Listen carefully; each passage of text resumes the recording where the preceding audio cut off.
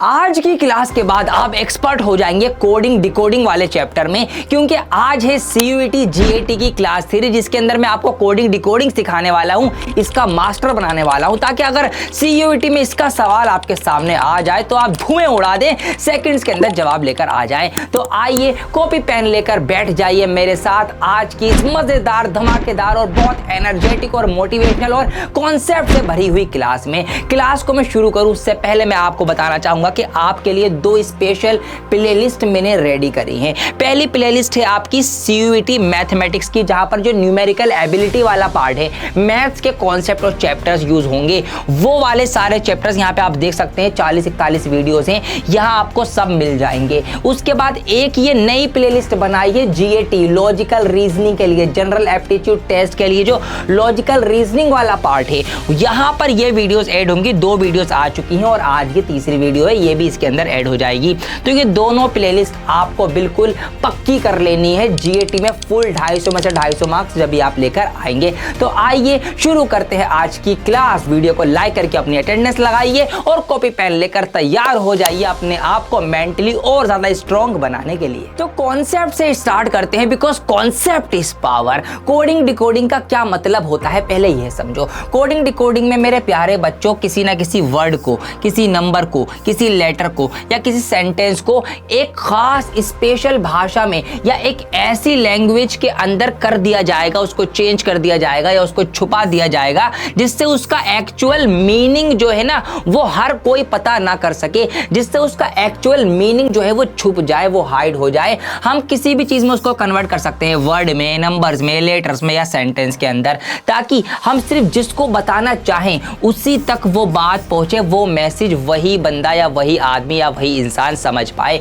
तो coding decoding का मतलब यही हुआ कि हमारी कोई बात थी, हमने उसको पहले कन्वर्ट कर लिया है खास कोड में, फिर उस कोड को हमने उस सामने वाले पर्सन को दे दिया, फिर उसने उसको डिकोड करके हमारी बात समझ ली कि हाँ ये कहना चाह रहा है। ये चीज ही होती है कोडिंग डिकोडिंग। आपने पठान मूवी देखी है शाहरुख खान की? कमेंट करके बताना। उसमें जब पठान को पकड़ लिया जाता है तो डिंपल कपाड़िया उससे मिलने आती हैं और वो अपनी उंगलियों को टेबल पे टैप करके उसको एक कोड ट्रांसफर करती हैं, उसको कोड वाली भाषा में कुछ बताती हैं और उधर से वो पठान उसको डिकोड कर लेता है। क्या बात बताती हैं? वो बताती हैं कि tiger is on the way, कि टाइगर तुमको बचाने आएगा। तो यही होती है कोडिंग डिकोडिंग के। उन्होंने कोड भेजा, उधर से शाहरुख खान ने, पठान ने उस कोड को डिकोड किया कि हाँ टाइगर आएगा। जब भी वो ट्रेन में बेफिक्र पड़ा हुआ था कि हाँ जी टाइगर भाई तो आ ही जाएंगे बचाने। यही होती है कोडिंग डिकोडिंग। इसी तरीके से एक और एग्जांपल, आपने व्हाट्सएप में एंड टू एंड एनक्रिप्टेड जरूर लिखा हुआ देखा होगा, मतलब आपकी जो चैट है वो सिक्योर है। इस एंड टू एंड एनक्रिप्टेड का भी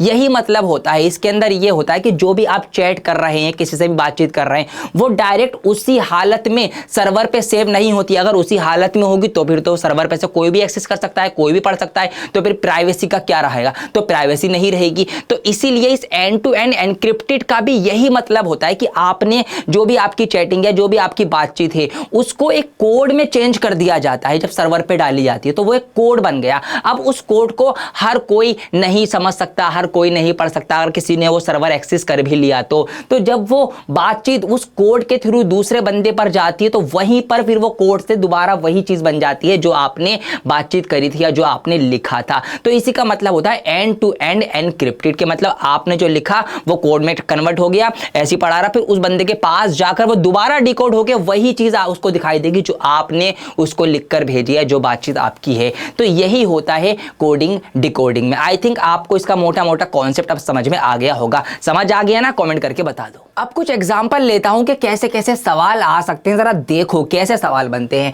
तो जैसे कि एक सवाल इस टाइप के भी आपको मिलेंगे, जैसे शुड को इस तरह की कोड भाषा में चेंज कर दिया गया, मतलब शुड को बनाकर ये कर दिया ULSDOH। अगर शुड को ये किया है तो फिर वुड को क्या किया जाएगा? आपसे ये सवाल पूछा जाएगा। तो सवालों में क्या करना पड़ेगा? आपको ये देखना पड़ेगा ये जो शुड को हमने इस तरह से जो इस कोड में चेंज किया है, हमने क्या चीज एक्चुअल में की है। हमने एस की जगह जो यू लगाया है तो हमने ये क्यों लगाया, या कितने लेटर आगे या पीछे करके लगाए हैं, उस पैटर्न को आपको समझ के फिर वुड के अंदर भी वही पैटर्न फॉलो होगा, वही लॉजिक फॉलो होगा और फिर यहां पर वुड की भी कोड वाली जो वर्ड है वो बन के निकल के आ जाएगी। ऐसे सवाल बनेंगे। कोई वर्ड का एक कोड होगा, उसके अंदर पैटर्न पहचानो कैसे वो कोड बना है, फिर उसी कोड को डिकोड करते हुए अगला वर्ड जो दिया गया होगा उसकी भी आपको डिकोडिंग या कोडिंग करनी पड़ेगी। ये एक टाइप हो सकता है। एक टाइप आपका हो जाएगा जैसे नंबर, ये जो आपके लेटर्स हैं, जो अल्फाबेट है या जो वर्ड हैं, उनको नंबर्स के अंदर कोड कर दिया जाएगा। भाई एक वर्ड की जगह एक नंबर दे दिया गया, इसको इस तरीके से कोडिंग कर दी, तो आपको उस कोडिंग को समझ के उसको डिकोड करके कि ये क्यों हुआ, ऐसा नंबर क्यों बना, फिर आपको दूसरे वर्ड का भी नंबर बताना पड़ सकता है। ऐसे सवाल बनते हैं। ऐसे ही पूरा एक सेंटेंस भी कोड में कन्वर्ट हो जाएगा। जैसे लिखा हुआ है he is a good boy, वह एक अच्छा लड़का है, और इस पूरी की पूरी बात को हमने कोड में लिख दिया पाजा काना, पाजा काना, ये कोडिंग हो गई। तो इसको समझो, और फिर इसके according she is a brave girl को लिखा गया राता काटा, तो इसको एनालाइज करके इसकी कोडिंग डिकोडिंग को समझ के हमें यह बताना पड़ेगा कि भैया इज के लिए कौन सा कोड यूज हुआ है या बॉय के लिए क्या कोड यूज हुआ है। किसी भी वर्ड या किसी भी लेटर का वो आपसे पूछ सकता है। ऐसे ही यहां पर ऑस्ट्रेलिया को कोडिंग में इस तरह से लिख दिया गया। अब ये तो बात कोई भी नहीं समझ सकता कि ये ऑस्ट्रेलिया लिखा हुआ है, तो ये कोडिंग कैसे बनी है, इसको एनालाइज करके इसको समझ के आपको स्ट्रेट के लिए क्या कोड बनेगा वो कोड बताना पड़ेगा। तो ये कुछ एग्जांपल्स मैंने लिए हैं, ऐसे ऐसे सवाल बन सकते हैं। तो आइए अब वन बाय वन आपको एक एक type of coding decoding explain कर दूं कि कितने टाइप के सवाल आपके एग्जाम में आपको देखने को मिल सकते हैं, उनको समझ के डिटेल में, उसके बाद फिर हम क्वेश्चंस की स्टार्टिंग करें। पहली टाइप है इसकी अल्फाबेटिकल कोडिंग, जहां पर वही कुछ वर्ड कुछ लेटर अल्फाबेट आपको दिए जाएंगे। जैसे सवाल एग्जांपल के तौर पर लिया है, लिखा हुआ है ऐसे ही सवाल आएंगे इन अ सर्टेन कोड, कि किसी एक कोड भाषा में, एक कोड भाषा में टीचर को VGCEJGT लिखा जाता है। तो टीचर को लिखा गया है ये। अब हमें क्या बताना है, how children written in that code, के उसी कोड भाषा में चिल्ड्रन को कैसे लिखा जाएगा। अब आपको तरीका सीखना है कि कैसे करना है। सबसे पहले आपको पैटर्न पकड़ना है कि अगर टीचर को यहां पर ये लिखा गया है तो कैसे कैसे लिखा गया होगा। टी की जगह हमने वी लिखा है, तो टी की जगह वी अगर हम लिखेंगे तो टी से वी कितनी दूरी पर है, तो अगर हम खड़े हुए टी पर तो PQRSTUV, मतलब जब हम क्या कर रहे हैं, जब हम टी में +2 कर रहे हैं, इसको मैं पहले मार्कर पे ले आता हूं। हाँ, जब हम टी में +2 कर रहे हैं, मतलब 2 कदम आगे बढ़ रहे हैं टी से, तो टी पे खड़े हुए हम PQRSTUV, तो हमें मिल रहा है V। इस तरीके से हमको ये मिल गया। इसी तरीके से आप देखना है आपको E की जगह हमने लिखा है G, तो E के बाद F और G, इसका मतलब +2। फिर हमने अगर E के बाद +2 किया है तो हमें मिल जाता है G। इट मीन शायद +2 का पैटर्न फॉलो हो रहा है। तो इस तरीके से देखते देखते आप पूरा का पूरा वर्ड बना लेंगे। VG आपको यहां पर मिल जाएगा, तो +2 का पैटर्न पक्का हो गया। एक दो और चेक कर लेना, ये है लॉन्ग मेथड।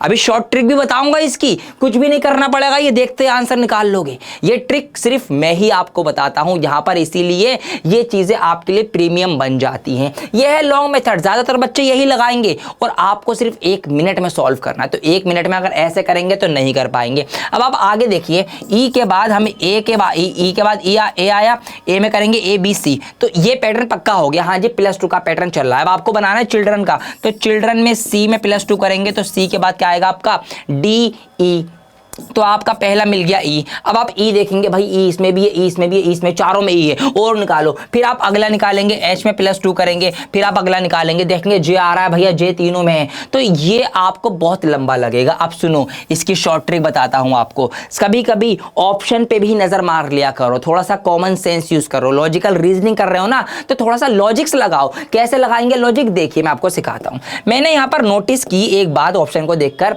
कि भाई EJKN, EJKN ये चारों तो यहां पर सब में है, EJKN, इसका मतलब हो ना हो इन तीनों में से ही कोई ना कोई सा आंसर है। जब ये 3 बार हमें सेम दिया गया है तो मैं शुरू के 4 तो निकालूंगा ही नहीं, क्योंकि वो तो निकले हुए हैं इन ऑप्शनों में। 3 ऑप्शन से है, मतलब हो ना हो आंसर इसी में से है, तो EJKN मेरा कंफर्म है। अब उसके बाद अगर आप देखें, EJKN F इसमें भी है और F इसमें भी है, इसका मतलब अब जो मेरा जवाब होगा वो या तो C ऑप्शन में होगा या D ऑप्शन में होगा। तो इन दोनों में से मुझे निकालना है जवाब जो है वो इस वाले में से भी नहीं होगा, तो मैं इसको भी हटा देता हूँ या इसको भी मैं नहीं लेता।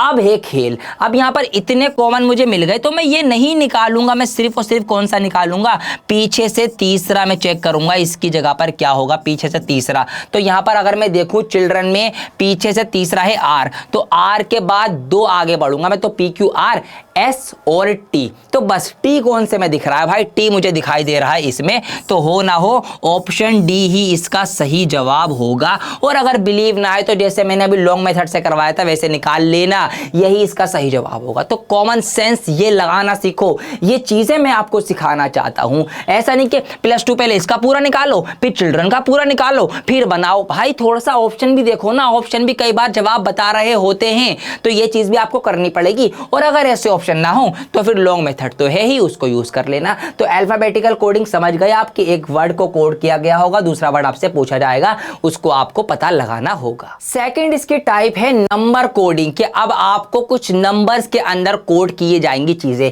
जैसे कि यहाँ पे सवाल है इन अ सर्टेन कोड, कि किसी न किसी कोड भाषा में कोड के अंदर डियर को लिखा जाता है 45118, के डियर को 45118 लिखा जाता है। तो इसी कोड भाषा के अंदर सर को कैसे लिखा जाएगा, तो डियर सर पूरा का पूरा मैथ्स में कैसे लिखा जाएगा, बेसिकली ये बताया गया है। तो वही बात, पैटर्न पहचानना है। तो अब नंबर कोडिंग है, इसका मतलब हमें यहाँ पर क्या दिया गया है, वर्ड की प्लेसेस पर कुछ नंबर दिए गए हैं। अब आपको ये दिमाग चलाना पड़ेगा कि कौन से लेटर के लिए क्या नंबर लगाया जा रहा है, उसको नोटिस करना है, उसको ऑब्जर्व करना है, उसके बाद आप आंसर लेकर आ जाएंगे। देखिए मैं बताता हूं, जैसे कि यहां पर डी के लिए यूज हुआ है ये 4, क्यों हुआ है, क्योंकि जब ABCD को लिखा जाता है और उसकी काउंटिंग के थ्रू देखा जाता है तो A आता है पहले स्थान पर, B आता है दूसरे स्थान पर, C आता है तीसरे स्थान पर और D आता है चौथे यानी 4th पोजीशन पर, चौथे स्थान पर। तो इसी तरीके से D के लिए यूज हुआ है 4, E के लिए यूज हुआ है ये 5 और A के लिए यूज हुआ है ये वाला 1 और R के लिए यूज हुआ है 18, क्योंकि R आता है 18वें स्थान पर, 18वीं पोजीशन पर। तो वो मैथ्स वाले यानी नंबर यूज हुए हैं कोडिंग के अंदर। तो बस अब आपको यहाँ पे S, I और R का नंबर देखना है कि कौन सा जवाब आपका सही होगा, कि S का नंबर क्या होता है, I का कितना होता है, R का कितना होता है। अब अगर आपको ये याद नहीं है तो आपको सोचना पड़ेगा, फिर काफ़ी टाइम लगेगा, लेकिन ये याद होना चाहिए। मैंने भी आपको ये एनालॉजी में याद करवा रखा है और दोबारा से मैं आपको दिखा देता हूँ, थोड़ा सा इसका भी कॉन्सेप्ट दोबारा से रिवाइज कर लो अगर आपने एनालॉजी वाली पहली क्लास नहीं देखी तो। देखिए ये सारे के सारे नंबर्स यहाँ पे मैंने आपके लिए लिख रखे हैं, ABCDEFGA सारे कैसे Z तक। देखो लिखा किस तरीके से, आपको भी अपनी नोटबुक में ऐसे ही लिखना है, A से शुरू करना है, M तक जाना है, फिर नीचे N से शुरू करके वापिस आना है। तो ये 26 होते हैं, इस तरीके से 13 जोड़े बन जाएंगे। सबके साथ मैंने सबके नाम जो है वो लिख दिए हैं नंबर वाले के, किसका क्या नंबर है। तो A पहला है, X 24वां है, G जो है वो 7 में, H 8 है, इस तरीके से नंबर बन रहे हैं। तो SIR का अगर हमें निकालना है, सर का हमें निकालना है, तो सिंपल आप यहां से निकाल लेंगे। देख के S के लिए आएगा आपका 19, I के लिए आपका आता है 9 और R के लिए आपका आ जाएगा 18।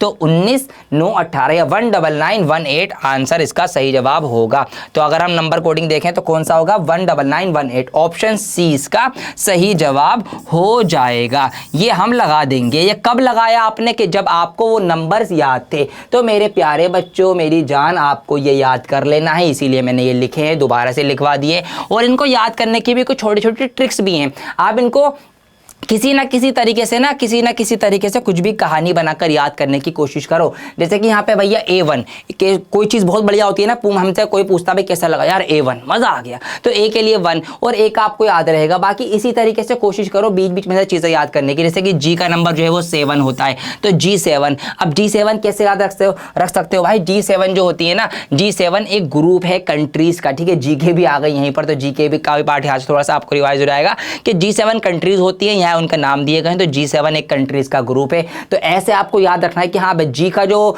नंबर है, जो कोडिंग है वो क्या होगी, 7 होगी। इसी तरीके से T20, ठीक है जी, क्रिकेट खेलते हैं तो T20, तो T का है जो 20 हो जाएगा। तो इस तरीके से आपको चीजें जो है वो याद रखनी है। जैसे भी कहानी बना सकते हो, बना के याद करो। एक शॉर्ट फॉर्म भी है इसकी जिसको हम बोलते हैं इजोटी, ठीक है जी। जैसे एक लड़की का नाम होता है ना ज्योति, तो ऐसी इजोटी। तो यहाँ पर E के लिए होता है 5, J का 10, O का 15, T टी का 20 और वाई का 25, तो 5 10 15 20 25 इजोटी से हमें मोटे मोटे याद हो गए। मान लो हमें टी का याद है T20, अब अगर 18 का पूछा है तो टी से 2 पहले पहुंच जाएंगे, आपको 18 मिल जाएगा। आपको 24 का पूछा है तो भैया वाई से एक पहले पहुंच जाएंगे। तो इस तरीके से आपको इनके नंबर जो हैं वो याद हो जाएंगे। एक और चीज, इन्हीं के ऑपोजिट वालों से भी सवाल बनता है, मतलब इसके सामने वाला ये है, इसके सामने वाला ये है, तो आपको ये भी याद होने चाहिए कि कौन किसका ऑपोजिट है, कौन किसका उल्टा है, या कौन किसके सामने वाला है। तो ये भी आपको याद होने चाहिए, और इसको याद करने की भी एक ट्रिक है, मैं आपको बता देता हूं। तो यहां पर अगर हम ग्रुपिंग देखें भैया, ए की जेड की बनेगी, ये एक साथ हैं या एक दूसरे के अपोजिट हैं, ये याद रखना। ऐसे ही बी वाई एक दूसरे के अपोजिट है, सी एक्स हो गया, डी डब्ल्यू हो गया, E V F you G T H S I R J Q के पी एल ओ और एम एन। तो ये 13 जोड़े बन जाएंगे यहाँ पर जो एक दूसरे के अपोजिट हैं। ये भी याद होने चाहिए आपको, क्योंकि एक सवाल कई बार ऐसे भी बनते हैं जिसमें अपोजिट वाली चीजें जो है वो कोडिंग कर दी जाती हैं, फिर उनको डिकोड करना पड़ेगा। तो कौन किसके सामने है आपको पता होना चाहिए, याद होना चाहिए। ये 13 जोड़े बन रहे हैं, इनको कैसे कैसे याद रख सकते हो उसकी भी शॉर्ट ट्रिक बता देता हूं। हर एक चीज की शॉर्ट ट्रिक बताऊंगा, बहुत मजा आएगा। तो यहाँ पे इनके शॉर्ट ट्रिक्स मैं आपको एक्सप्लेन कर देता हूं, जैसे कि हमें सब मैंने यहाँ पे लिख दिया आपके लिए। इसकी पीडीएफ टेलीग्राम ग्रुप पे मिल जाएगी, वहां से डाउनलोड करके आप भी इसको नोट डाउन कर लेना या इसका स्क्रीनशॉट ले लो। देखिए जी, अब ए और जेड आपको याद रखना है, तो इसको आप कैसे याद रख सकते हो भैया, ए टू जेड। ठीक है, ए टू जेड मतलब वही सब कुछ ए से लेकर जेड तक, सिंपल याद रहेगा। बाय और बी वाई को आप याद रख सकते हो कैसे, बाय से। ठीक है, टाटा बाय बाय, ठीक है, बाय कर रहे हैं तो बाय बी वाई, मतलब बी और वाई एक दूसरे के अपोजिट है। ऐसे ही आपने क्रैक्स खाई होगी, ठीक है, क्रैक्स आती है कचरी बच्चों की खाने वाली आइटम, तो भैया सी एक्स याद रखो, क्रैक्स मतलब सी और एक्स एक दूसरे के अपोजिट होते हैं, सामने होते हैं। ऐसे हो गया डी डब्ल्यू। अब डी डब्ल्यू मतलब ऐसे याद रख सकते हो आपकी माउंटेन ड्यू, माउंटेन ड्यू पीने की कोल्ड ड्रिंक है, सॉफ्ट ड्रिंक है, तो डी टी ड्यू मतलब डी डब्ल्यू। और या तो ऐसे याद रख लो WD-40। WD-40 एक टाइप का केमिकल होता है, स्प्रे होता है जो जंग वगैरह हटाता है लोहे के ऊपर से, वो छोटा सा आपने देखा होगा, तो उसका नाम WD-40 है। मुझे वहां से याद है भाई, WOD एक दूसरे के आमने सामने होंगे। ईवी का सिंपल है, इलेक्ट्रिक व्हीकल। ईवी कितना ज्यादा ट्रेंड में आजकल, ईवी गाड़ियां लोग खरीद रहे हैं, तो ईवी एक दूसरे के सामने इलेक्ट्रिक व्हीकल याद रहेगा। FU फॉर यू, इस सारी मेहनत किसके लिए हो रही है, ओनली फॉर यू, तो एफ और यू एक दूसरे के एंटी होते हैं। जीटी कैसे याद रखोगे, ग्रैंड ट्रंक रोड, इंडिया का सबसे लंबा रोड जो है वो जो ग्रैंड ट्रंक रोड है, आपको जी के पता होनी चाहिए। तो ये सबसे लंबा रोड जिसका नाम है जीटी रोड, तो जी और टी एक दूसरे के ऑपोजिट होते हैं। ऐसे आपको ये याद हो जाएगा। उसके बाद आ जाओ, अब एच और एस कैसे याद रखोगे, यो हनी सिंह, समझ गए बात। तो एच और एस हनी सिंह, तो एच एस याद हो जाएगा, एच एस एक दूसरे के सामने आते हैं, एक दूसरे के ऑपोजिट हैं, हनी सिंह से याद हो जाएगा। लो जी, हनी सिंह यहाँ पर भी काम आ गए। अब क्या हुआ कि अब तैयारी हो गई है और अब मजा आ गया है। ठीक है जी, चलिए जी। IR कैसे याद रख सकते हो, इंडियन रेलवे, IR, तो इंडियन रेलवे तो याद है भाई, भारतीय रेल, इंडियन रेलवे सफर करते हो ना, तो I और R इंडियन रेलवे एक दूसरे के एंटी होते हैं, एक दूसरे के सामने होते हैं, अपोजिट होते हैं। JQ जोकर या जैक और क्वीन, ठीक है, ताश के पत्तों में आते हैं J और Q, तो JQ याद रहेगा। KP को कैसे याद रखोगे भैया, PK मूवी देखी है ना, PK मतलब P और K एक साथ आएंगे, एक दूसरे के ऑपोजिट होंगे, तो एक दूसरे के ऑपोजिट P और K। या तो फिर काइट, और काइट माने क्या होता है, पतंग होता है, तो काइट माने पतंग, तो ऐसे भी आप के और पी को याद रख सकते हैं कि के और पी एक दूसरे के अपोजिट होते हैं। और LO को लो जी, LO लो जी। और यहां पर लव, लव देखिए कितना प्यारा, कितना खूबसूरत वर्ड है लव। लव का मतलब क्या है, प्यार, मोहब्बत। यहां पर ये जो L और O हैं ये एक दूसरे के अपोजिट हैं। यहां पर ये जो V और E हैं ये भी एक दूसरे के अपोजिट है, दोनों पेयर्स बना रहे हैं। तो लव से, प्यार मोहब्बत से आप LO भी याद रख सकते हैं, आप EV भी याद रख सकते हैं, और प्यार करना भी याद रख सकते हैं, तो लव याद रहेगा। और लास्ट पेयर है हमारा MN, अमन एक लड़का है, अमन अमन अमन अमन, MN, ये आपके साथ में चलेंगे। तो इस तरीके से ये 13 जोड़े आपको याद रखने हैं, बल्कि याद हो गए होंगे, आप कमेंट करके बता दो याद हो गए ना, कि ऐसे आपको इनको याद रखना है जो आमने सामने वाले जो लेटर यहाँ पर है। तीसरी टाइप है सब्स्टिट्यूशन या वर्ड कोडिंग। सब्स्टिट्यूशन का मतलब होता है कि किसी नाम या किसी वर्ड की जगह पर कोई और वर्ड यूज करना। ऐसे भी सवाल बनते हैं, एग्जांपल लिया है देखो, जैसे यहां पर लिखा हुआ if white is called blue, कि अगर व्हाइट को ब्लू बोला जाए, blue is called red, blue को रेड बोला जाए, रेड इज कॉल्ड येलो, ये रेड को येलो बोला जाए, yellow is called green, yellow को ग्रीन बोला जाए, ब्लैक इज कॉल्ड वो black, green is called black, black is called violet, violet is called orange, then what would be the colour colour of human blood. तो human blood का colour क्या होगा? अब सवाल ये है कि इंसान के खून का रंग कैसा होता है। अब आपको पता है कि यहाँ पे खून तो हमारा लाल होता है, फटाक से आप लाल पे आंसर लगा दोगे, ऑप्शन है सही जवाब। लेकिन ये गलत हो जाएगा। क्यों हो जाएगा? क्योंकि यहाँ पर वर्ड सब्स्टिट्यूट कर दिए गए हैं, रेड की जगह पर कुछ और लिखा जा रहा है, तो आपको वो ढूंढना है। जैसे कि यहाँ पर अगर आप देखेंगे, रेड इज कॉल्ड येलो, कि लाल को कहा जा रहा है पीला, तो इट मींस अब जो इंसानी ब्लड होगा, जो हमारा ह्यूमन ब्लड होगा, वो क्या होगा? वो आपका येलो आंसर सही होगा, क्योंकि लाल को येलो बोला जा रहा है, लाल की जगह पर येलो लिखा जा रहा है, तो येलो इसका सही जवाब होगा, ना कि रेड। तो ये होता है सब्स्टिट्यूशन वर्ड। इसको करने की शॉर्ट ट्रिक ये है कि आपको ये पूरा नहीं पढ़ना कि सवाल आ जाए पूरा पढ़ते हुए आ रहे हैं, if white is called blue, blue is called red, red is called yellow, yellow. भाई बहुत टाइम जाएगा। ये सवाल टाइम खपाने के लिए ही बनाए गए हैं, लेकिन आपको बचाना है टाइम। मैं आपका एक एक सेकंड बचा के दूंगा आपको, ताकि 1 मिनट से कम के अंदर जवाब आए। करना क्या है इस टाइप के सवाल में? आपको डायरेक्ट पढ़ना है क्वेश्चन के पूछा क्या गया है। सबसे एंड में पूछा जाता है, तो सबसे एंड में पहुंच जाओ, डायरेक्ट सवाल आया, एंड में आ गया।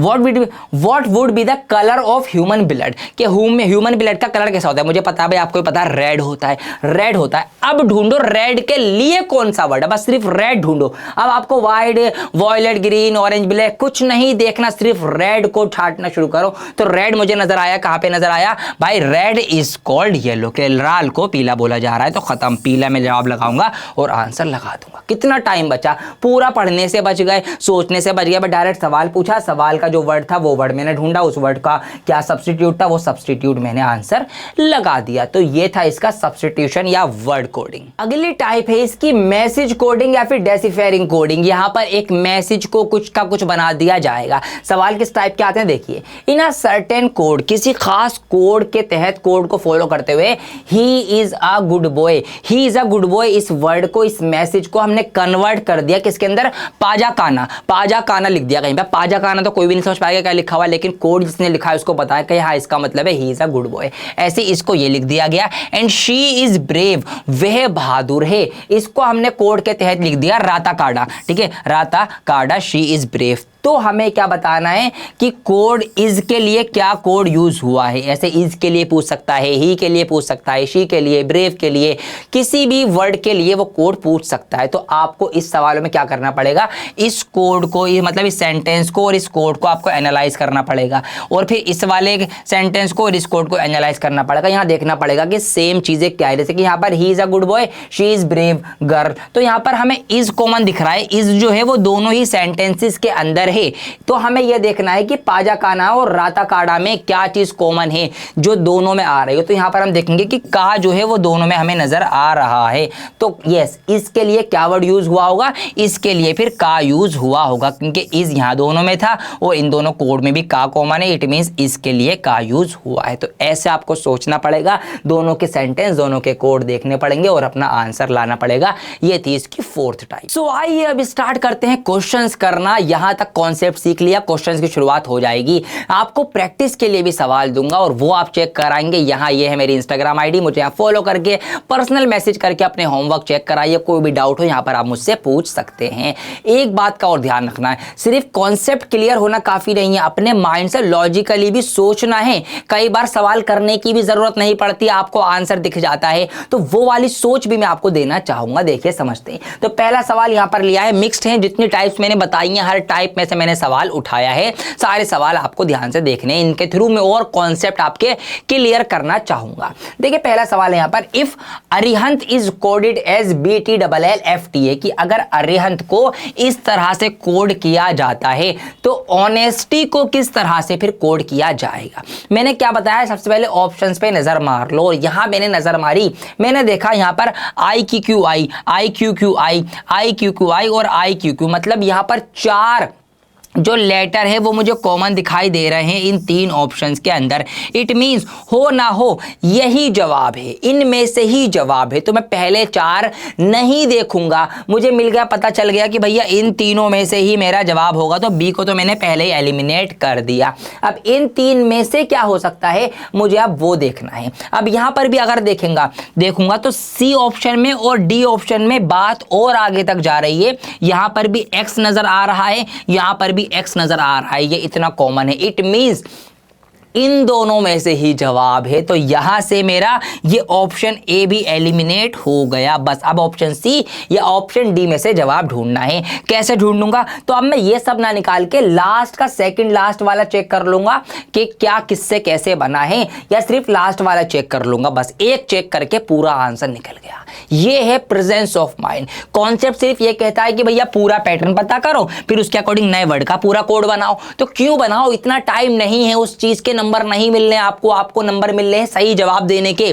तो बस जैसे भी सही जवाब ढूंढ के ला सकते हो, लाओ। सिंपल सी बात ये है। तो अब यहां पर आपको ये देखना है कि ये जो टी से ए पर हम पहुंचे हैं तो कैसे पहुंचे हैं। अब जरा सा आप अगर नोटिस करेंगे तो ए से हमें पहुंचे बी पर, ए के जस्ट बाद आता है बी, मतलब यहाँ पे +1 का पैटर्न फॉलो हुआ। आर से हम पहुंचे टी पर, आर के बाद आता है एस और फिर आता है टी, मतलब +2 का, मतलब +1 +2 +3 +4। शायद ये पैटर्न यहाँ पर बन रहा है। तो उसके अकॉर्डिंग अगर मैं यहाँ पर देखूंगा तो टी से ए पर हम कैसे पहुंचे, तो PQRS T, टी पे हम खड़े हुए हैं। टी के बाद क्या आता है? PQRS T UV WXYZ A, मतलब +7। 7 कदम आगे बढ़ने के बाद मुझे अगला जो इसकी कोडिंग है वो मिली है। तो बस Y से 7 कदम आगे बढ़ जाऊंगा। खड़ा हुआ हूं Y पर, Y के बाद आता है Z, फिर दोबारा से शुरू हो जाएगी स्टार्टिंग से। तो A B C D E F, तो F पर मैं पहुंचूंगा। तो सबसे लास्ट में जिस ऑप्शन में F है वही आंसर है। ये है सारा कॉमन सेंस। तो F है यहां पर ऑप्शन C में। तो इट मींस इन दोनों में से ऑप्शन C मेरा सही जवाब होगा। तो ऐसे आपको लॉजिक लगाने हैं, थोड़ा कॉमन सेंस भी यूज करना है। कैसी लगी ये शॉर्ट ट्रिक, ये कॉमन सेंस वाला तरीका, कमेंट करके बताओ। तो मेरा भी इंतजार मत करो, बस वीडियो को पॉज करके फटाफट अगले सवाल का जवाब निकालो और कमेंट करने लग जाओ। हर सवाल में यही ट्राई करो। देखिए सवाल है, if pond is coded as RSTL, कि अगर पॉन्ड को RSTL में कोड किया गया है तो हियर को कैसे कोड किया जाएगा। ये कुछ यहाँ पर हमें दे रखे हैं ऑप्शन। तो सबसे पहले पैटर्न पहचानो कि पॉन्ड को RSTL में जो बदला है वो कैसे बदला होगा। भाई P से हम पहुंचे हैं किस पर? R पर। तो कैसे पहुंचे होंगे? P पर खड़े हुए हैं तो QR, मतलब हम सिर्फ 2 कदम आगे बढ़े होंगे, तो +2 यहां पर हुआ है। इसी तरीके से उसके बाद हम O से हम पहुंचे हैं S पर, तो O से S पर हम कैसे पहुंचे होंगे? O पे हम खड़े हुए तो PQR S, मतलब 4 +4, मतलब 4 कदम आगे हम बढ़ रहे हैं। तो शायद पैटर्न मिलना शुरू हो गया, +2 +4, शायद +6 हो अगला, के 2 का यहाँ पर जो है गैप देकर इवन नंबर्स के अंदर सीरीज आगे बढ़ रही होगी। तो N से हम पहुंचे हैं T पर, जरा देख लेते हैं क्या ये +6 है या नहीं, तो पैटर्न कंफर्म हो जाएगा। N पर खड़े हुए MNOPQRS T, तो या T मिल रहा है? हाँ जी T मिल रहा है। लो जी, पैटर्न बिल्कुल पक्का पकड़ में आ गया, यही है। तो इवन नंबर्स को जोड़ा जा रहा है, इवन नंबर्स की फॉर्म में आगे बढ़ रहे हैं। तो आपको बनाना है अब हियर का। तो हियर में सबसे पहले आपको क्या करना है?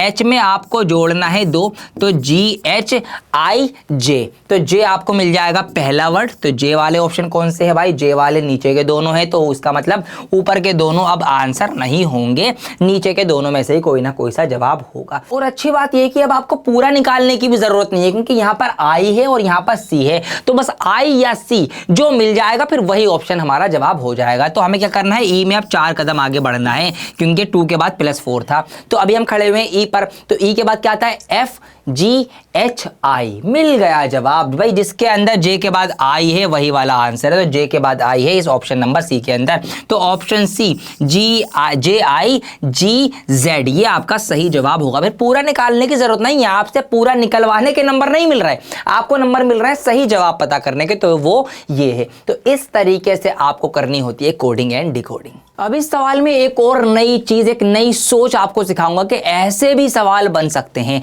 हर टाइप, हर वेराइटी, हर वेरिएंट, हर अपॉर्चुनिटी या हर चांस, हर प्रोबेबिलिटी में आपको बता रहा हूं कि इस तरीके से भी आपको सोचना पड़ सकता है। जैसे सवाल है यहां पर, if the word please is coded as RIGHMG then find the code for sleep. अब स्लीप के लिए हमें पता करना है। यहां पर अगर मैं देखूं P से मुझे मिला R, तो P के बाद आता है Q और R, मतलब 2 कदम आगे बढ़ने पे मुझे यहां पर मिल जाता है पहला लेटर। अब एल के बाद आता है आई, लेकिन आई तो एल से पहले आता है, यहाँ पे कुछ माइनस हो रहा है। फिर ई के बाद आता है जी, जो कि है यहाँ पे ई एफ जी, 2 कदम के बाद। फिर ए के बाद एच, काफी सारे कदम हो गए। मतलब कुछ भी ना एक पैटर्न फॉलो हो ही नहीं रहा, कहीं कोई 2 कदम बाद वाली चीज है, कहीं पे पिछली चीज है, कहीं पे बहुत ज्यादा गैप है। तो कुछ भी एक पैटर्न, एक प्रॉपर पैटर्न जो होना चाहिए वो फॉलो नहीं हो पा रहा। तो यहाँ पर क्या पहचानेंगे? तो आपको ऐसे भी सोचना पड़ सकता है कि कौन से लेटर के लिए कौन सा लेटर यूज हुआ है। आप ये चीज नोटिस करो, क्योंकि स्लीप के अंदर जितने भी लेटर हैं वो सब कहीं ना कहीं प्लीज के अंदर भी हमें मिल रहे हैं। एस है, एल है, ई है, ई है, पी है। तो बस हमें यही करना है कि जिस लेटर को जिस लेटर से सब्स्टिट्यूट किया गया है आपको वो पहचानना है। जैसे देखिए ई की जगह पर जी है, ई की जगह पर जी है, तो इट मींस जो दोनों हमारे ई नजर आ रहे हैं हम दोनों ई की जगह पर जी प्लेस कर देंगे। ये मैंने जी और जी प्लेस कर दिया।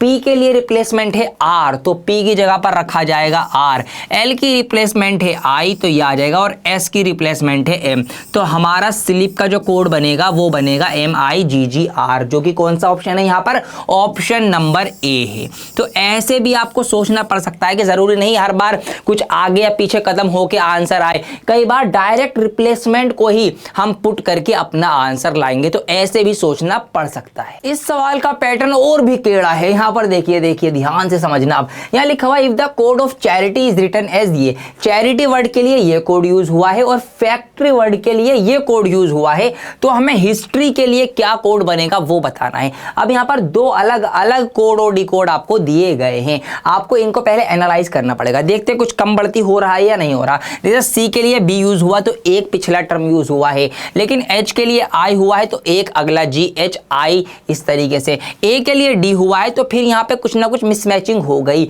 और यहाँ पर भी आप देखेंगे ये सेम पैटर्न यहाँ पर भी कुछ फॉलो नहीं हो पा रहा। वाई के लिए एन आ गया, वाई कहाँ एंड में, एन कहाँ बीच में, तो मतलब कुछ भी। और यहाँ वाई के लिए एच आ गया, इसका मतलब कुछ एक समांतर पैटर्न फॉलो नहीं हो रहा। तो देखिए एक और नया पैटर्न आपको सिखाता हूँ, हर पॉसिबिलिटी सिखाऊंगा। आप देखिए चैरिटी जो ये वर्ड है, अब ध्यान से समझना, ये एक नया पैटर्न है, थोड़ा सा डिफरेंट है, थोड़ा डिफिकल्ट है, अलग टाइप का है।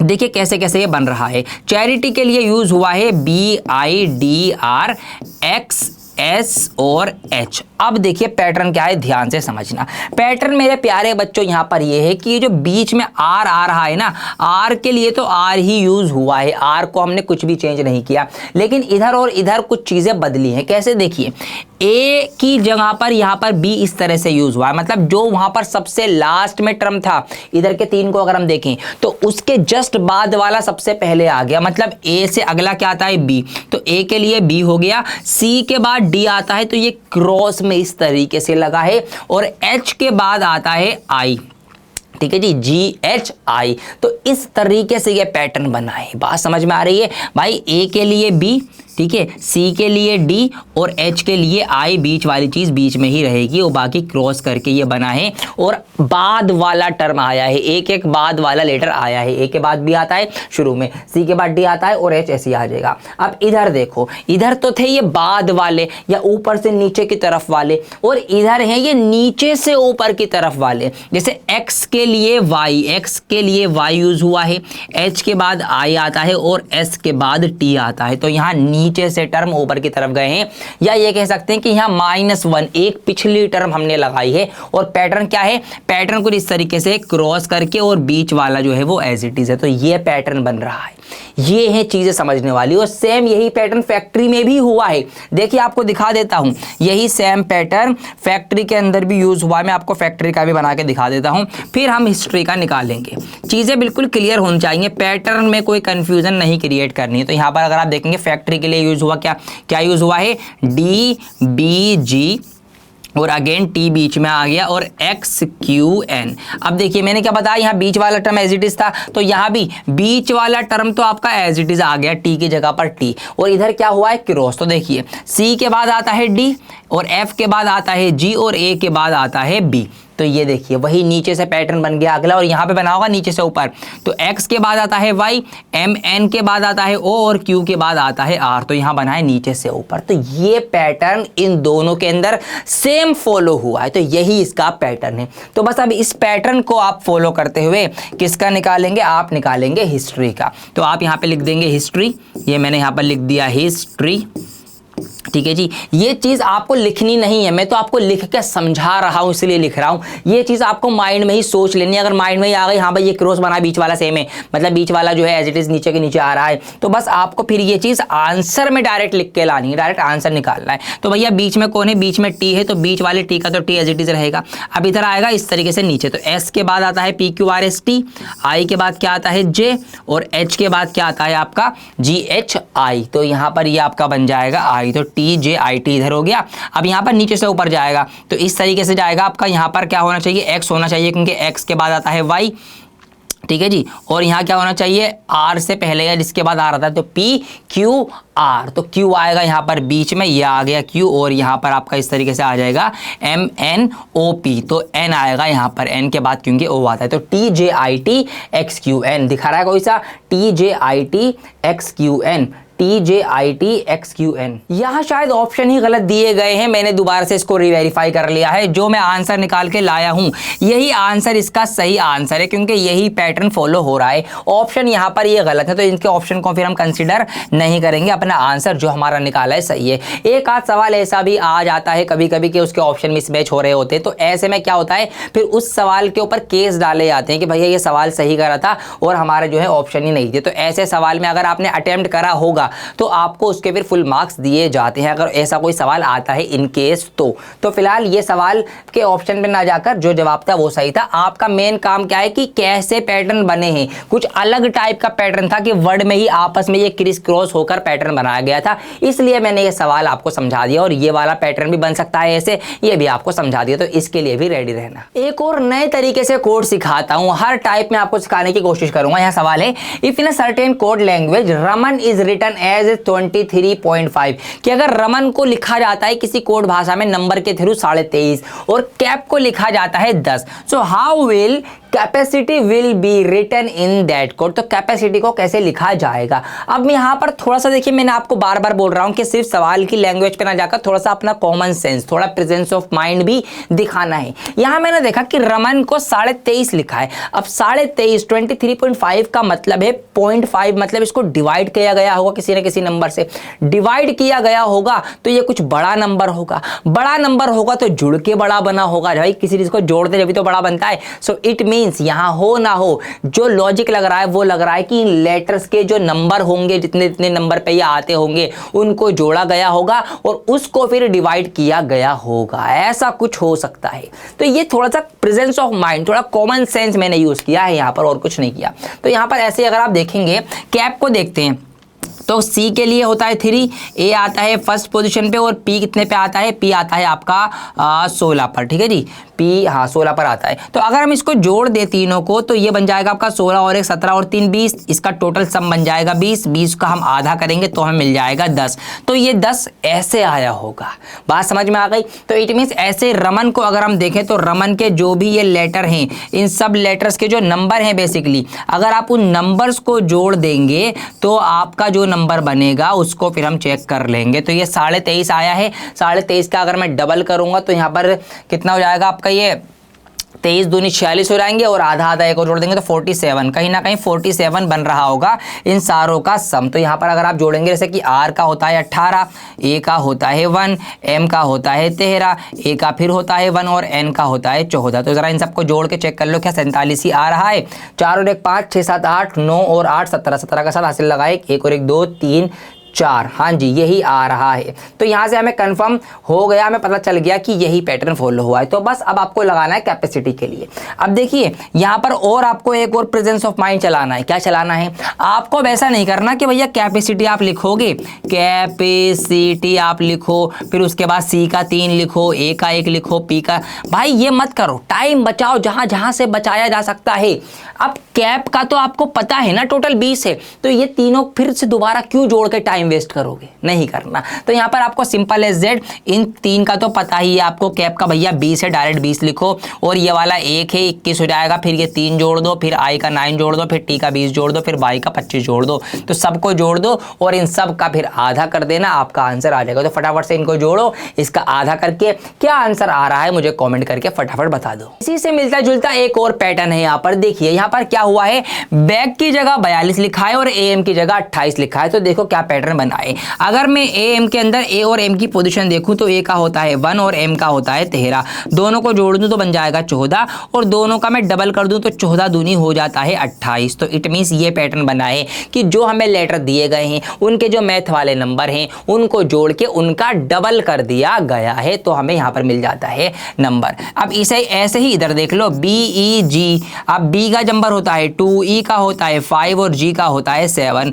तीनों को जोड़ दूंगा 7 5 12 और 2 14, और 14 का अगर मैं 3 गुना कर दूंगा तो मिल जाएगा मुझे 14 3 42। तो इस तरीके से यह पैटर्न यहाँ फॉलो हुआ है।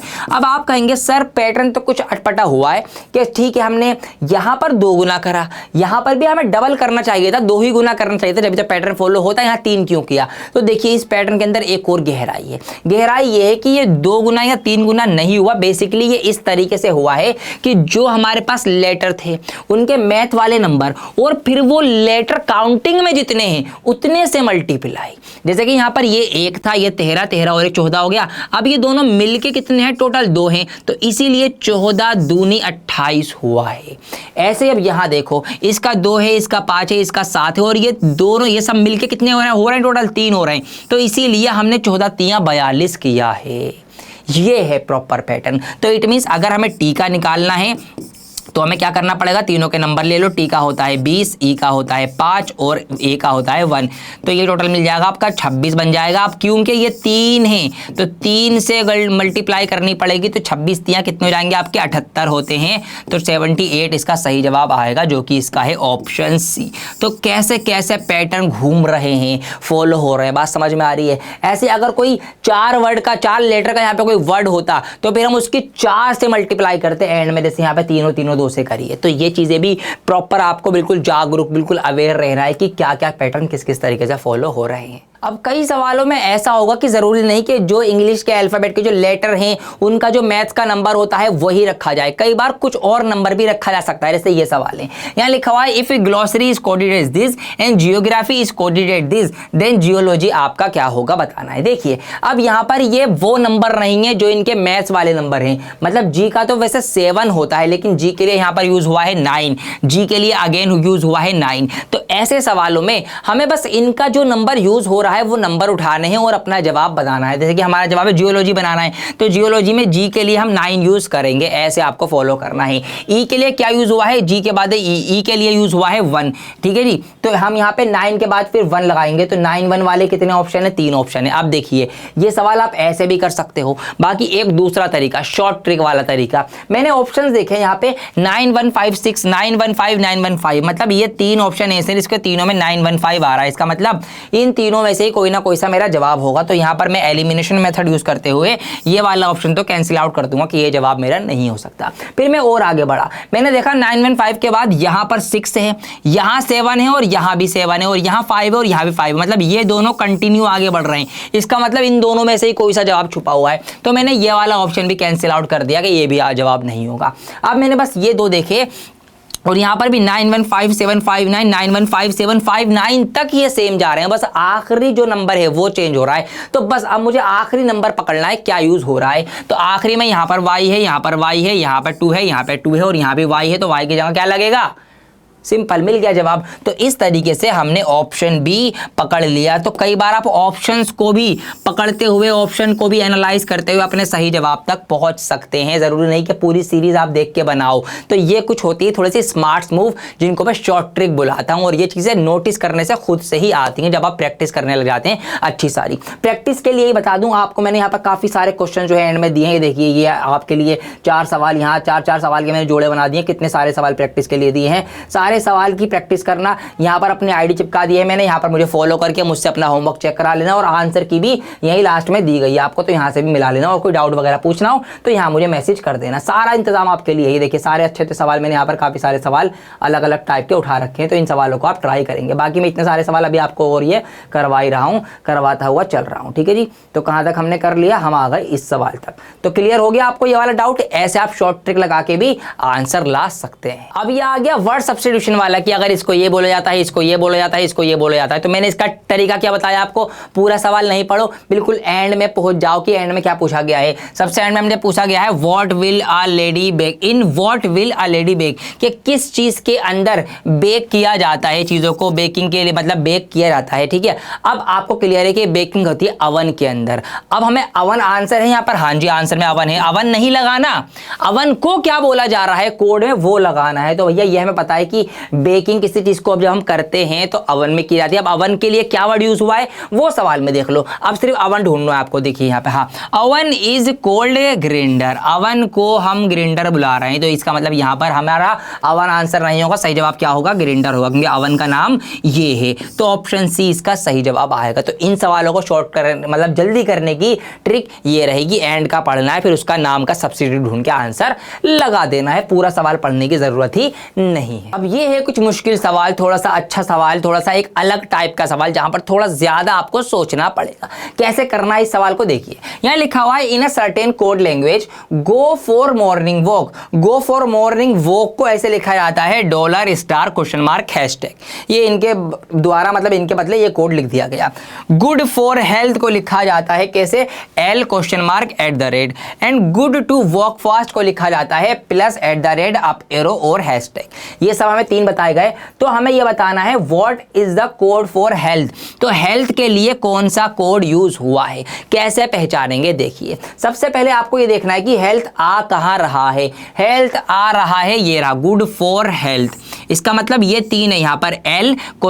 और @ इन तीनों में से जवाब होगा। L होगा, क्वेश्चन मार्क होगा या फिर @ होगा। तो यहाँ पर L और क्वेश्चन मार्क तो नजर आ रहे हैं, @ नहीं नजर आ रहा है। इट मींस @ भी यहाँ पे नहीं है तो उसकी जरूरत नहीं है। इट मीन्स यहाँ पर हमारा पास ना ये जवाब होगा ना ये जवाब होगा, क्योंकि ये दोनों यहाँ पर है ही नहीं, ठीक है। अब इन दोनों में से जवाब है। अब कैसे ढूंढेंगे जवाब, देखिए जवाब आपको ऐसे मिलेगा। आप जरा देखिए यहाँ पर एक ना एक वर्ड ऐसा होगा जो किसी और सेंटेंस में भी होगा, आपको वो पहचानना है। जैसे यहाँ पर अगर हम देखें गुड फॉर, गो फॉर यहां पर भी है, फॉर यहां पर भी है। तो अब आप इनके कोडिंग में वो वाला लेटर ढूंढो जो इन दोनों की कोडिंग में भी आ रहा हो। तो यहां पर अगर मैं देखूंगा इनकी कोडिंग के अंदर क्वेश्चन मार्क यहां भी है, क्वेश्चन मार्क यहां भी है। इट मींस ये जो क्वेश्चन मार्क है, इट मींस क्या हुआ, ये जो क्वेश्चन मार्क है ये यूज हुआ होगा फॉर के लिए। ये बात समझ में आ गई, क्योंकि फॉर यहां भी है, फॉर यहां भी है, क्वेश्चन मार्क यहां भी है, क्वेश्चन मार्क यहां भी है। तो ये हो गया यूज इसके लिए। अब देखिए आगे देखते हैं, यहां पर गुड है और गुड इज वाले में भी है, गुड टू वॉक फास्ट वाले में भी। और अगर आप इन दोनों में कॉमन ढूंढेंगे तो यहां पर @ इसमें भी है और @ इसमें भी है। इट मींस ये जो @ है ये यूज हुआ होगा गुड के लिए। तो बस अब ले देखिए बचा क्या, @ गुड के लिए यूज हुआ है, क्वेश्चन मार्क फॉर के लिए यूज हुआ है, तो ये जो L बचा यही हुआ है हेल्थ के लिए यूज। तो बस आंसर आपको मिल गया। तो इसका आंसर होगा ऑप्शन सी L, जो हेल्थ के लिए यूज हुआ है। तो आपको ऐसे सब चीज़ों का पता कर लेना है, और ऐसा ज़रूरी नहीं कि आपसे हेल्थ का ही पूछे, आपसे इसी सवाल में किसी का भी पूछ सकता है कि हेल्थ का बताओ, गुड का बताओ, फोर्थ का बताओ, वॉक का बताओ, मॉर्निंग का बताओ। तो इसमें कॉमन चीज़ें आपको ढूंढनी है और फिर आपको बाकी चीज़ें पता लगा लेनी है। अब फोर का पूछ ले, गुड का पूछ ले, हेल्थ का पूछ ले, और आगे सवाल को नोटिस करूंगा और चीज़ों का भी मिलता चला जाएगा। फिलहाल तरीका क्या है कि आपको सबसे पहले जो वर्ड पूछा है वो वर्ड कौन से सेंटेंस में है, उसमें क्या क्या कोडिंग है वो देखनी है। फिर आपको ढूंढने सेम वर्ड के सेम वर्ड और सेम कोडिंग को मिला के उनको अलग करते जाना है। उस तरीके से आप अपने जवाब तक पहुंच जाएंगे। तो प्रैक्टिस में ऐसे सवाल भी मैंने दिए हैं, ट्राई करना। काफी सारे सवाल मैंने आपको यहाँ पर कराए हैं। अब आपको होमवर्क देके जा रहा हूँ, ध्यान से सुनो क्या करना है आपको इस वीडियो को खत्म होने के बाद। ये कुछ क्वेश्चन है, क्वेश्चन नंबर 1 से शुरू हो रहा है, 1 2 3 4, ठीक है जी, ये 4 यहाँ पर आ गए। उसके बाद ये है 5 6 7 3 यहाँ पर आ गए। और जैसे मैंने कराए हर वेराइटी यहाँ पर मैंने ली है। 8वां आ गया, 9वां आ गया, 10वां 11वां ये आ गए, कोड वगैरह सब आ गए। इनको पढ़ना, इनको समझना, ये आ गए आपके सिंबल वाले, ये आपके आ गए नंबर वाले, ये आपका वो आ गया friend is water, water is road, समझ में आ गया ना, वही वाला सब्स्टिट्यूट वाला, ये इसका नंबर आ गया। तो हर वेराइटी मैंने यहाँ पर ले ली है अलग अलग टाइप से। इनको आपको क्या करना है, इन क्वेश्चंस को आपको अभी लगाना है। ये आ गया सर्टेन कोड वाला, ये आपके अलग अलग चीज़ें आ गई। हर टाइप मैंने यहाँ पर कंपाइल आपके लिए करने की कोशिश की है। 26 सवाल हैं, ये 26 के 26 सवाल आप सॉल्व कीजिए। सॉल्व करके इनके आंसर लेकर आइए और इनके आंसर का फोटो क्लिक करके, ये रही मेरी आईडी, यहाँ पर मुझे भेजो, मुझे फॉलो करके क्वेश्चन अपना फोटो क्लिक करके भेज दीजिए। मैं आपके होमवर्क चेक कर लूँगा। यहाँ पर कोई डाउट हो यहाँ पर आप मुझसे पूछ भी सकते हैं। कोई सवाल नहीं समझ में आया यहाँ पर मैं आपको समझा भी दूंगा। इसके आंसर की भी मैंने यहाँ पर एंड में दे रखी है, आप आंसर के साथ आंसर भी चेक कर सकते हैं। अगर किसी को डिटेल में पूछना हो तो मुझसे पूछ लेना। अब इसकी पूरी पीडीएफ बनेगी। जो सवाल और जो कॉन्सेप्ट मैंने यहाँ पर आपको करवाए हैं ना स्टार्टिंग में, ये सारे के सारे कॉन्सेप्ट भी आपको सीखना ज़रूरी है, ठीक है जी। क्या कितने टाइप की कोडिंग होती है, कोडिंग के नंबर आपको याद रखने हैं, नंबर के बाद किसको किस तरीके से याद रख सकते हैं, ये सारी चीज़ें आपको याद करनी है। तो इसकी पीडीएफ बन जाएगी। पीडीएफ आपको मिल जाएगी हमारे टेलीग्राम ग्रुप पे, लिंक डिस्क्रिप्शन में ही दिया गया है। तो लिंक पे क्लिक करके ये पीडीएफ डाउनलोड करके सारा होमवर्क खुद ट्राई कीजिए और ट्राई करने के बाद मुझसे चेक करा लीजिए, प्रैक्टिस भी हो जाएगी। तो इस चैप्टर सीख रहे हैं, प्रैक्टिस कर रहे हैं, चैप्टर सीखेंगे, प्रैक्टिस करेंगे। जब सारे चैप्टर्स हो जाएंगे उसके बाद फिर हम लगाएंगे इसके PYQs, इसके मॉक टेस्ट लाइव आकर प्रैक्टिस करेंगे, ताकि ज़्यादा से ज़्यादा प्रैक्टिस आपकी हो जाए। ऑलराइट, तो वीडियो को शेयर करके सभी बच्चों को बता दीजिए जो भी GAT की CUET की तैयारी कर रहे हैं कि भैया डियर सर चैनल पर हो रही है बिल्कुल फ्री में, बहुत तगड़ी बहुत बढ़िया लेवल की तैयारी, मज़े मज़े में बेफिक्र होके एकदम। तो आपको इसे पूरे अभियान के अंदर शामिल होना है, इसमें जुड़ना है, ज़्यादा से ज़्यादा बच्चों को ये वीडियो शेयर करनी है, उनको दिखानी है, उनको लेकर आना है, ताकि ज़्यादा से ज़्यादा बच्चे CUET में अच्छे से अच्छे मार्क्स लाके अपने ड्रीम कॉलेज में एडमिशन ले सकें। यही हमारी उद्देश्य है, यही हमारी कोशिश है, यही हमारा ख्वाब है। उस ख्वाब को, इस सपने को आप भी पूरा करने में हमारी मदद कीजिए। इसीलिए वीडियो को लाइक कमेंट और शेयर ज़्यादा से ज़्यादा कीजिए। और बस अगली बहुत जल्द अगली जो क्लास है वो आपको मिल जाएगी। चैनल के साथ बने रहें।